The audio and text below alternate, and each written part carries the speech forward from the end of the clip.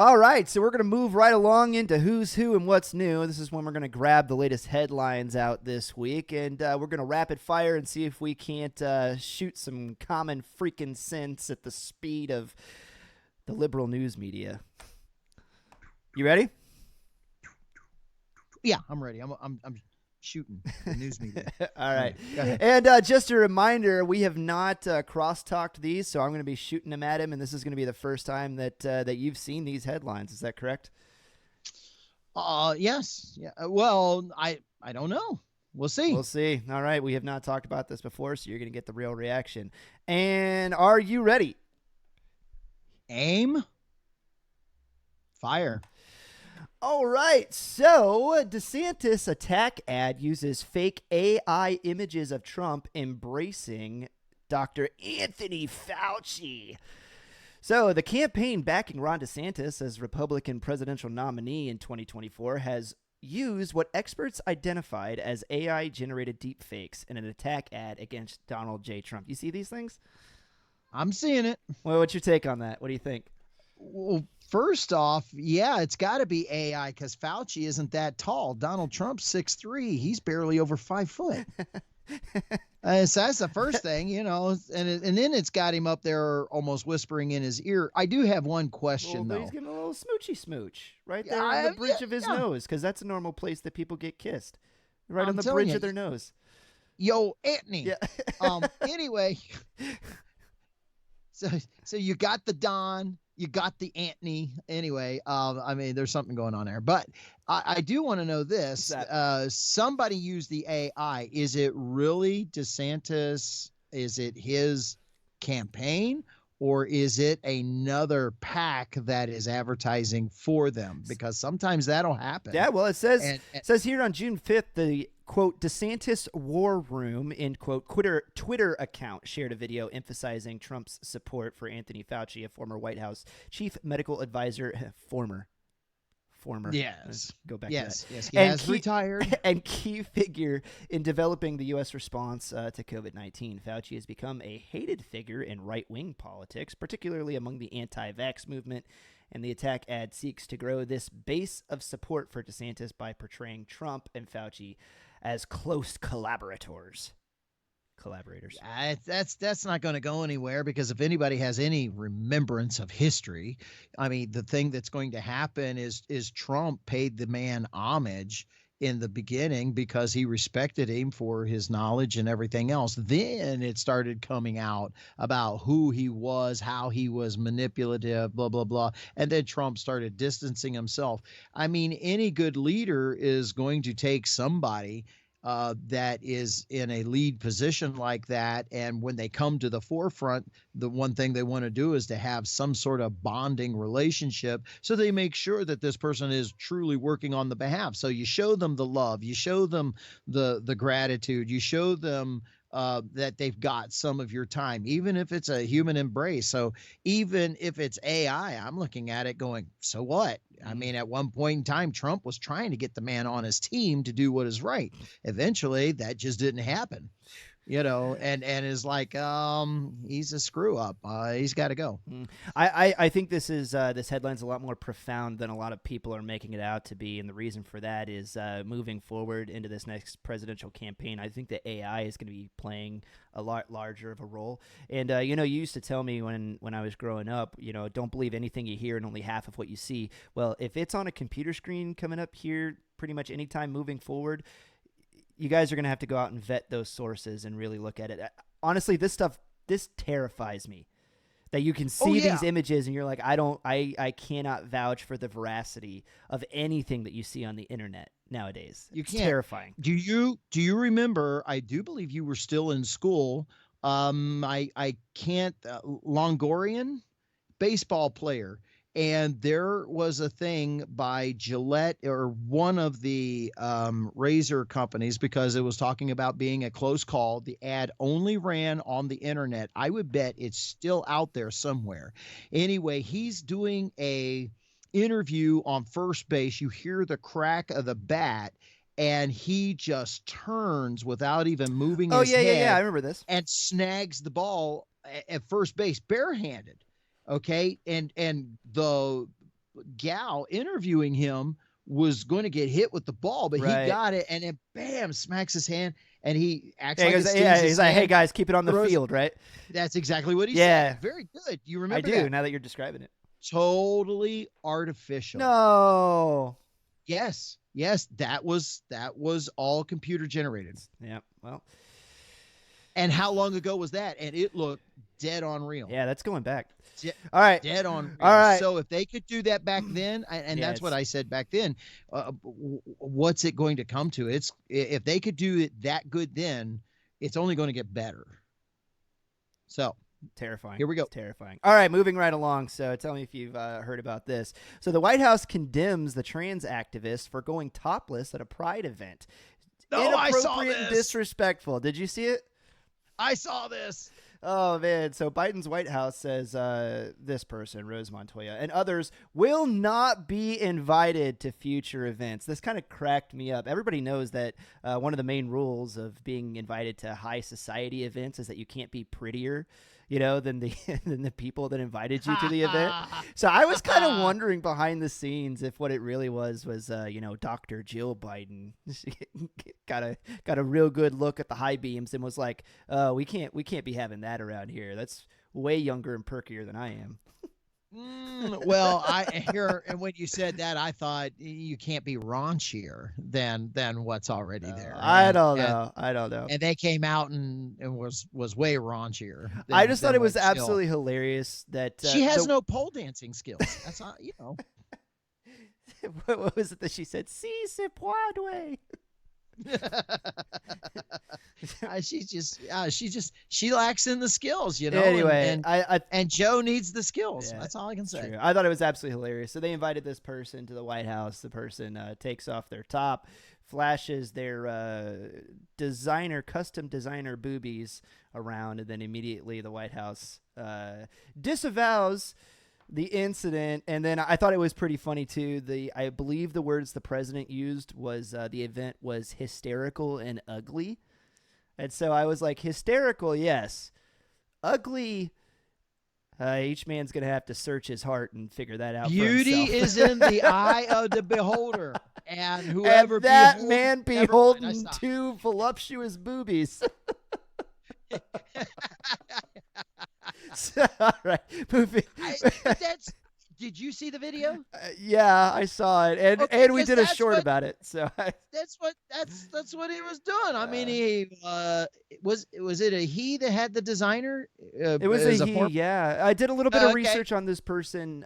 He was originally a pastor's kid. Because when they go bad, they really go. They really go bad. I'm telling you. Anyway, basically, he was doing the cup thing and the, whatever. And the, I was watching it on cable news and of course they had it blurred out. Right. So, you could only use your imagination. So didn't leave much to the imagination. But Joe's been doing that for years. Anyway. All right, are we moving on? Yeah, all right. Yeah. Have more to say? No, not really. I pretty much covered that one. Yes, all right, so this is this one kind of gets my hackles up a little bit. This one kind of makes me a little bit angry. So a grand jury votes to indict Marine veteran who held homeless man in fatal chokehold on a New York City subway. Now, one of the reasons I wanted to highlight this headline is because I'm going to take a look at this one from like 3 different sources and really highlight the branding, right? Because a lot of people are like, oh, it's like, well, why do you read that news source or why do you read that news source? That one's left wing, that one's right wing. Well, this is going to be a masterclass or just like one small example, actually, of why it's important to look at headlines from different sources because of the perception, right? You may not understand just how the headline is kind of gearing your perception on a certain story. And so that's kind of what I wanted to highlight here, right? So you said, well, go ahead. Let me do this. Remember, journalism is based on headlines and all the perception in the headlines. That is exactly how journalism does with headlines now. They do not write stories are written by headlines and first paragraph. Right. Well, And that's they it. exactly. They really don't think that you're going to dig into it. So that's exactly what I'm going to do. Right. So a Manhattan grand jury has voted to indict Daniel Penny, the Marine veteran who held Jordan Neely in a fatal chokehold on the New York City subway, according to a source with knowledge of the case. Penny, 24, was indicted on a second-degree manslaughter charges. The Manhattan District Attorney is expected to formally announce the grand jury's indictment, which is under seal on Thursday. All right, so right there, and they even got it underlined for you, right? So held Jordan Neely in Guide your fatal eyes. Guide your chokehold. eyes to what they want you to see. Right, so I'm gonna pull up the next headline on this one. So we're gonna jump over to the Daily Mail here and see how they characterize this story. Just slightly different on the flavor, but not too much here. So ex-Marine, it's former Marine, by the way. Right. Daniel if he's Penny. an ex-Marine, he'd be dead. That's right. Daniel Penny is indicted by a grand jury over chokehold death of, oh no, one of the things that happens when you do it live. All right. Over chokehold death of homeless schizophrenic Jordan Neely on subway after being arrested on second-degree manslaughter charge. You got to love the Daily Mail, man. You get most of the headline or most of the article in the headline. In the headline, right? It's exactly that's how they you have, write. They have the longest headlines in the business, right? Right. So there you get a little bit of a deeper dive into it. The homeless schizophrenic. So it's starting to paint a little bit more of a picture. And I'm just going to scroll down here. All right. Sideline, by the way, his Give, Send, Go for his legal defense has more than $2.8 million in it right now, which is, if you guys want to get over there and donate to him and help him out, I'll leave that one up to you. But let's see here what I wanted to pull out. So following the troubled homeless man's death, Neely's family have pushed for Penny to face murder charges. Neely, who was homeless at the time of his death, had an extensive documented history of mental health issues. Starting to learn a little bit more about this guy. It's not clear which, if any, family members he was in communication with prior to his passing. He had previously been arrested for violent incidents on the subway, though it is unknown if any of those arrests led to convictions. Oh, well, that's interesting. So he was arrested a few times before.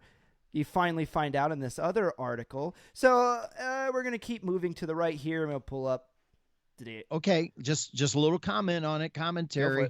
What I don't know is if that writer was using schizophrenia as, listen, so you need to be more understanding of him, or wokeness, or was he writing schizophrenia in order for you to actually go, I think these actions are more justified because we've got a schizophrenic loose. Right. So, but because in this age of wokeness, how is he using it? Why was he biasing with that? Although it's a fact, but we use facts in order to also do a bias, what kind of schizophrenia. So anyway, next one. Well, just continuing to dig on the story about exactly who this guy was and what happened, because basically all you know about the story from the two headlines that we've read prior, you know that the guy was a Marine, and you know that he killed some homeless guy on a subway. He choked him to death. That's what you've come away with. So moving over here. Choked a schizophrenic to death. Yeah, man, that poor homeless schizophrenic, right? Well,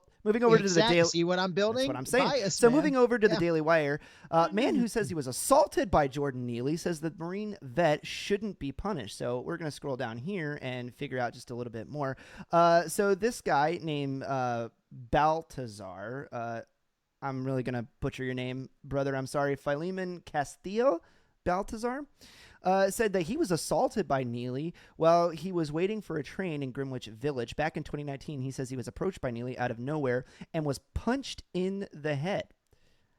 Turns out, as you find out more about this guy and do a little bit more digging, that he had a long history of doing these types of assaults in and around the subway. He was arrested more than 47 times, as you can see right here, once for punching a 67-year-old woman in the face. He also punched a 68-year-old man. He really liked to beat up on the elderly while in the subway. And so this guy was not necessarily a nice guy. Yes, he may have been homeless. Yes, he had mental health issues. But you know what? Upon further investigation, there's a lot more going on here than just a poor homeless schizophrenic being choked to death on a subway, right? Well, you have a poor homeless schizophrenic who is also being violent against the elderly. All right, well, I got 30 seconds to rapid fire one more at you, and this is your humor heading out the door. All right, you ready for this one? Lay it on me. All right. So Massachusetts students destroy rainbow decorations at middle school pride event. Oh no, students at a Massachusetts middle school stormed their school's pride celebration earlier this month and destroyed rainbow decorations in what town officials are slamming as a bigoted and intolerant display. Can you believe that? Whoa, stop. Elementary schools stormed something? Yeah, man. It's like, are you kidding? When did elementary kids start becoming Black Lives Matters? They stormed Who it, wrote this? Who wrote this? All right. Well, that's all the time that we have this week, but I do have this. Those juvenile delinquents. Oh man, dude. And that's just more of those bigoted headlines, like we were talking about, those one-sided headlines that really point. They stormed and they ripped down. Oh, it was so bigoted. It was so intolerant. These do they even these read middle what schoolers with their pitchforks and their torches? They came in. Elementary school students stormed this. Oh, Come man. on, man. I'm trying to get a mental image, and I'm watching these kids, running around that can't even concentrate on the chalkboard, and you think that they got enough attention span to go tear down the rainbow? I mean, most of them will go, oh, butterfly. They don't even get All there. I could say is I wish I would have been there. All right, that's what we got for you guys this week on the Who's Who and What's New section. I can't wait to see what happens next week. Oh, man.